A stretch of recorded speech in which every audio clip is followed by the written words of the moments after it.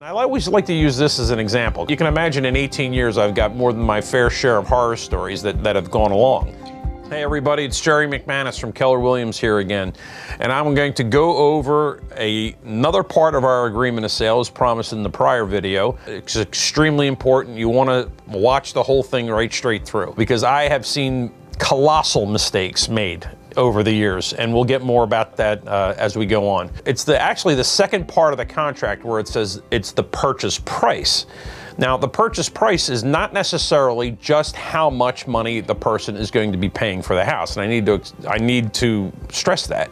So if you're going to offer, say somebody offer $400,000, well, to get to the settlement table, you may have a first deposit, a secondary deposit, a mortgage amount, and then what's called a balance of purchase price, or the rest of the money that you're going to need to be able to go in and finish off the transaction. I always like to use this as an example. You can imagine in 18 years I've got more than my fair share of horror stories that have gone along. But I had this one guy one time, and he was pretty well-to-do and was going to pay cash for his house. The thing that he didn't understand is sometimes stock markets crash.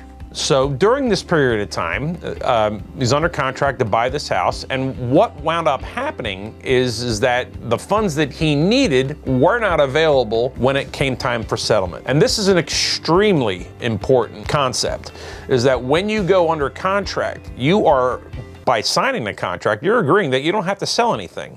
So all these funds, you want them to be liquid. You want them to be sitting in an account for you that are going to be at your disposal at the right time. When we take a look at our manner of payment, because it's not just how much are you paying, but it's also when.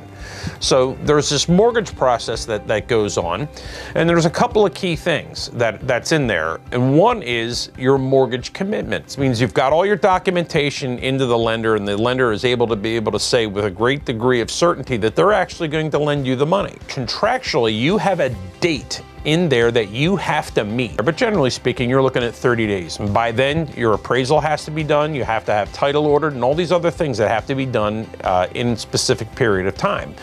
And then, of course, after that, you have what's called the balance of the purchase price, which means settlement date. It's when is all this going to come together? Then the property is going to be conveyed from the seller to the buyer. So the lesson learned here today is certainly have your funds liquid and understand the dates as far as the responsibilities that you have when finishing off your transaction.